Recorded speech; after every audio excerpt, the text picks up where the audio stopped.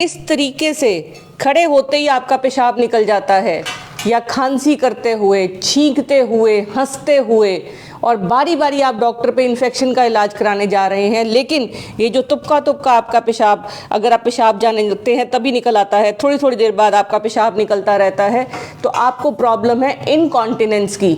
मैं आज आपको ये बताऊंगी किन कारणों से ये इनकॉन्टिनेंस की प्रॉब्लम होती है और ये आपकी ज़िंदगी पे कैसे असर करता है, और प्लस कौन सी बीमारियां आपकी इसकी वजह से हैं और कौन सी बीमारियों की वजह से इनकॉन्टिनेंस होती है, प्लस क्या आप खाएं और क्या ना खाएं और इसका इलाज कैसे करें, ताकि आपको ये जो बारी बारी आप पेशाब जाते हैं या तुक्का तुक्का आपका पेशाब निकल जाता है जो आपके कंट्रोल में नहीं है, और जब आप कहीं ऐसी जगह में फंस जाते हैं तो आपके कपड़े भी खराब हो सकते हैं, बदबू भी आएगी, आपकी कमर में दर्द, पेट में दर्द, और जब आप टेस्ट कराएंगे तो इन्फेक्शन नहीं आती, कुछ भी नहीं आता, सिर्फ ये आता है कि आपको बारी बारी आपको पेशाब आता है।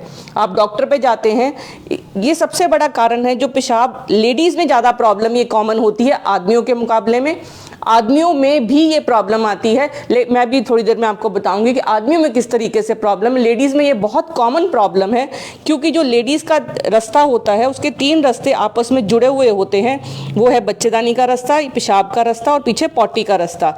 इस सारे रास्ते को एक टेंट के जैसे, ये मसल्स जैसे एक कीप की तरह हैं, कीप की तरह इस मसल के अंदर से ये सारे तीनों हिस्से निकलते हैं। और अगर आपका जो ये मसल्स हैं, जिसको हम पेल्विक मसल्स बोलते हैं या लिवेटर बोलते हैं, अगर वो आपके मसल्स कमज़ोर हैं, तो जैसे ये कीप में सब कुछ फंसा हुआ है तो वो ढीला पड़ जाएगा और वो नीचे खिसक जाता है। एक तो शरीर नीचे खिसकेगा, दूसरा आपका जो एंगल है पेशाब करने का वो ख़राब हो जाता है, जिसकी वजह से ये आप जैसी खड़ी होती हैं तो आपके पेट पे ज़्यादा प्रेशर आता है तो और पेशाब निकल जाता है। और इसलिए बहुत ज़रूरी है, अगर आपको कोई कब्जी है, आप सिगरेट बीड़ी पीती हैं, या आपको आपके पीरियड्स आने बंद हो गए हैं, या चाइल्ड बर्थ जब बच्चा हुआ तब आपके नीचे टांके आए और वो खुल गए टांके, और आपने वर्जिश नहीं करी, आपकी जो मांसपेशियां हैं वो कमज़ोर हैं, जो मांसपेशियां इस तरीके से हर चीज़ को पकड़ के रखती हैं, अगर वो कमज़ोर होंगी तो ढीली पड़ जाएंगी तो आपके पेशाब में दिक्कत आएगी, बिकॉज जैसे ही ऊपर से जोर डालेंगे तो ये नीचे से पेशाब इस तरीके से निकल आता है।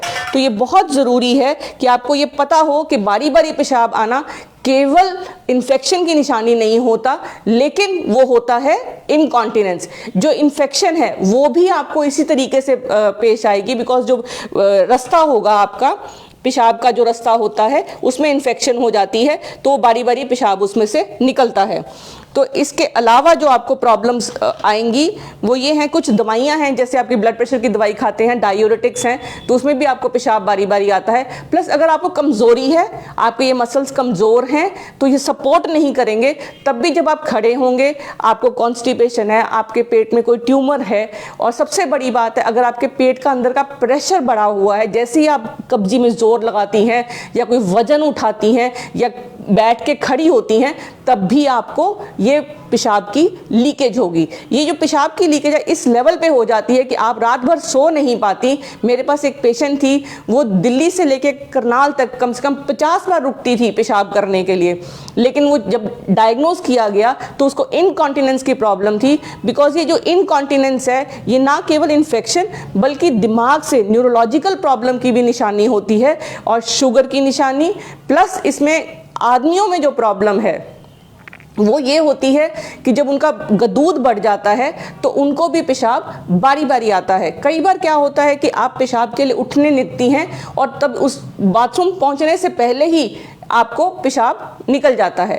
अगर आप में से इनमें से किसी में प्रॉब्लम है, प्लस आपको कमर में दर्द है और आपको चोट लगने का डर हो सकता है, आपकी नॉर्मल स्लीप खराब हो जाएगी, आपकी नॉर्मल लाइफ खराब हो जाएगी, तो इन सब से बचने के लिए बहुत ज़रूरी है कि हम डायग्नोज कराएं कि हमें इनकॉन्टिनेंस की प्रॉब्लम तो नहीं है।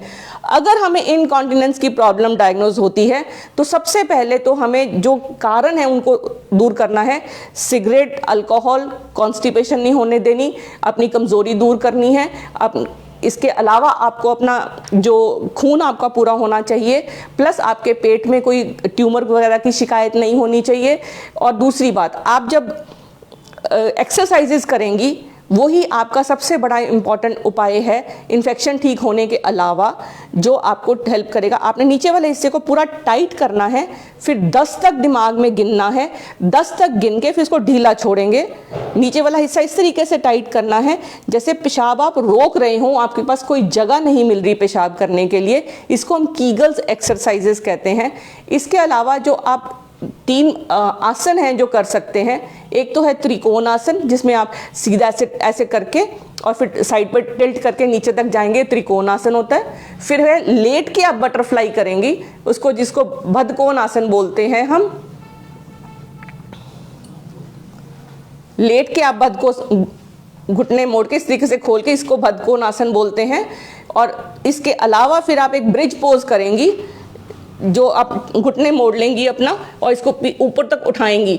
ये कम से कम आप रोज में आपने 10 या 12 बार ये एक्सरसाइजेस करनी है।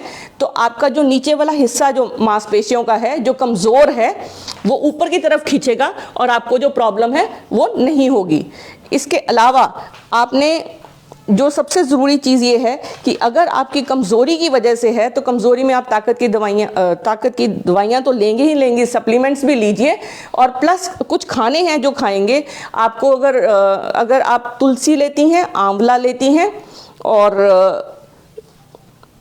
तिल, जीरा, ये सब की चाय अगर आप बनाकर पीती हैं तो आपके यूरिन की जो प्रॉब्लम है वो काफ़ी हद तक हल हो जाती है। आप क्या नहीं खाएं, एक तो आप कॉफ़ी बिल्कुल नहीं लीजिए, अल्कोहल, शराब नहीं लेनी, स्मोकिंग बंद करनी है। आप मसालेदार खाना नहीं खाइए, तब भी आपको ये प्रॉब्लम होगी।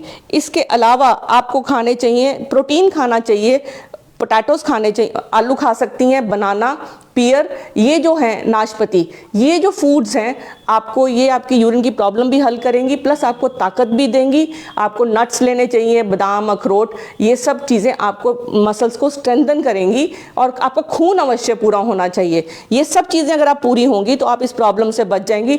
नहीं तो आपकी ये प्रॉब्लम आपका जो रूटीन लाइफ है उसको भी डैमेज कर देती है। यहाँ तक कई बार कई पेशेंट्स तो ऑलमोस्ट आत्महत्या करने तक आ जाते हैं इस प्रॉब्लम की वजह से। तो आप इस प्रॉब्लम पे ध्यान दीजिए, इसका इलाज कराइए और अपना केयर करिए। और कोई भी प्रॉब्लम हो जो आप डिस्कस करना चाहते हैं तो करनाल प्लस में इस नंबर पे फ़ोन करें, अपॉइंटमेंट लीजिए। मैं डॉक्टर सोनम करनाल से, करनाल प्लस चैनल के लिए ये इनकॉन्टिनेंस की प्रॉब्लम का इलाज और ट्रीटमेंट, डायग्नोसिस सब कुछ आपको अवेलेबल कराऊंगी।